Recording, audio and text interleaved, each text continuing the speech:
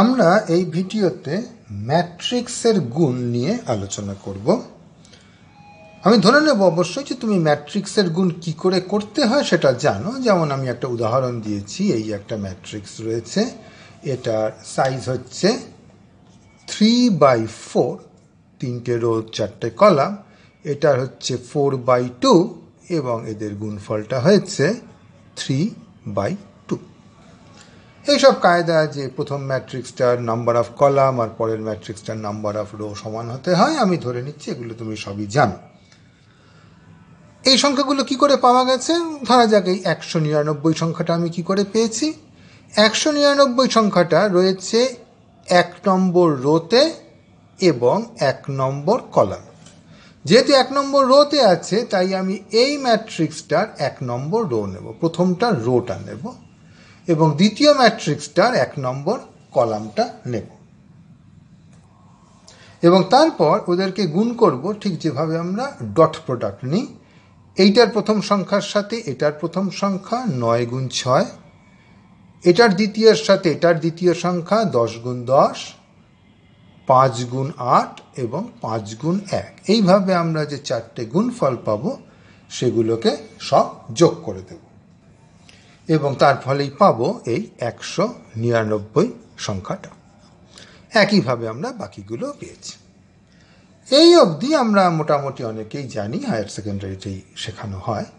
কিন্তু এটার ফলে দুটো ব্যাপার ঘটে যেগুলো আমি দেখেছি অনেক সময় ছাত্রছাত্রীরা খেয়াল করে দেখে না যে এটার ফলে এই ব্যাপারটা হয়ে যাচ্ছে। এবার আমি সেরকম দুটো জিনিসের আলোচনা করব।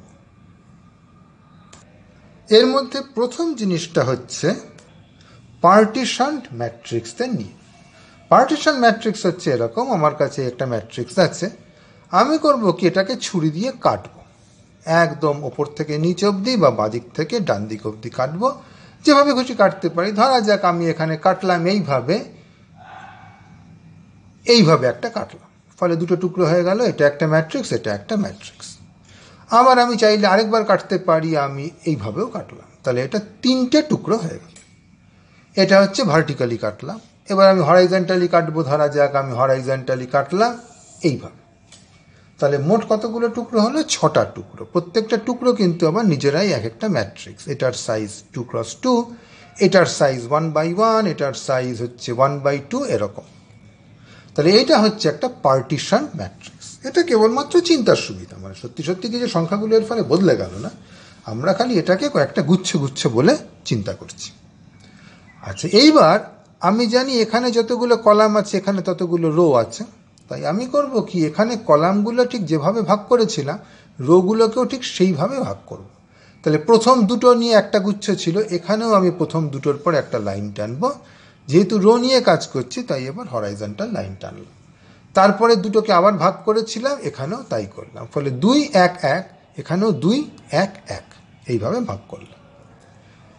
আচ্ছা, এইবার আমি এই কলামগুলোকে যেমন খুশি করে ভাঙতে পারি। যেমন আমি বলতে পারি আমি ভাগ করব না, সেটাও হতে পারে, আমি এইভাবেই রেখে দিলাম। অথবা বলতে পারি আমি ভাগ করব, আমি এইভাবে ভাগ করব। তাহলে আমি যদি এইরকম চেহারা করি তাহলে পুরো জিনিসটা কি দাঁড়িয়েছে? পুরো জিনিসটা যেটা দাঁড়িয়েছে সেটা হচ্ছে এখানে আমি এটাকে 6টা ভাগে ভাগ করেছি, এখানেও 6টা ভাগেই ভাগ করেছি। তা আমি একটু উদাহরণটাকে সামান্য নন ট্রিভিয়াল রাখার জন্য ধরা যাক এই ভাগটা আমি করলাম। তাহলে এইটাকে 6 ভাগে ভাগ করলাম আর এটাকে মোটে 3 ভাগে ভাগ করলাম। এবার এই জিনিসটাকে আমি মনে করতে পারি যেন একটা 2/3 ম্যাট্রিক্স। এই প্রত্যেকটা জিনিস, এই প্রত্যেকটা ব্লক হলো আমার কাছে একটা এন্ট্রির মতো। তাহলে 2টো রো আছে আর 3টে কলাম আছে, কিন্তু এটা অবশ্যই একটা সংখ্যা নয়, এটা নিজেই একটা ম্যাট্রিক্স। কিন্তু আমি এই ব্লকগুলোকে যদি একটা করে জিনিস বলে ভাবি তাহলে পার্টিশন ম্যাট্রিক্স হিসেবে এটা হচ্ছে একটা 2/3 ম্যাট্রিক্স। তাহলে একই যুক্তি অনুযায়ী এটা হবে একটা 3/1 ম্যাট্রিক্স, 3টে রো একটা কলাম।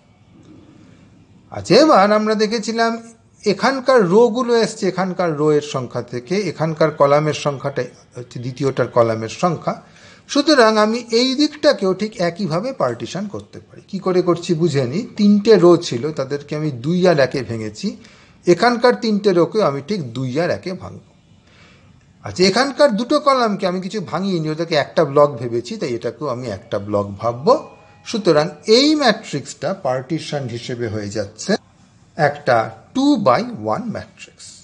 এবার একটু চিন্তা করে দেখা যাক, এইটা হচ্ছে আমার 3x2, সরি 2x3, এইটা হচ্ছে 3x1। তাহলে আমি যদি এদেরকে গুণ করতাম সাধারণ ম্যাট্রিক্সের মতো, সাইজটা কি হওয়া উচিত ছিল? 2x1, এবং আশ্চর্যের কথা হচ্ছে এটা সত্যি 2x1ই হয়েছে। এবার মজাটা হচ্ছে এই, আমি যদি সাধারণ ম্যাট্রিক্সের যে গুণের সূত্রটা জানি সেইটা এখানে প্রয়োগ করি এই ব্লকগুলোকে এক একটা সংখ্যা ধরে, তাহলেও এই গুণটা চমৎকার মিলে যাবে। অর্থাৎ এদেরকে একটু প্রথমে নাম দিয়ে নিই। যদি আমি এই ব্লকগুলোর নাম দিই A B C D E F, এগুলোর নাম দিই পি কিউ আর, আর এদের নাম দিই এক্স ওয়াই, তাহলে দেখা যাবে যে আমি যদি সাধারণভাবে এগুলোকে সংখ্যা বলে গুণ করতাম, তাহলে কি করে করতাম? এ গুণ পি করতাম। এখন কিন্তু গুণটা ম্যাট্রিক্সের গুণ, এবং এই গুণটা করা যাবে কারণ আমি ঠিক এখানে যতগুলো কলাম রেখেছি ততগুলোই রো রেখেছি, সেই জন্যই এখানে যেভাবে ভাগ করেছিলাম এখানে ঠিক সেইভাবে ভাগটা করেছি। তাহলে এপিটা ঠিকভাবে ডিফাইন করা যাবে।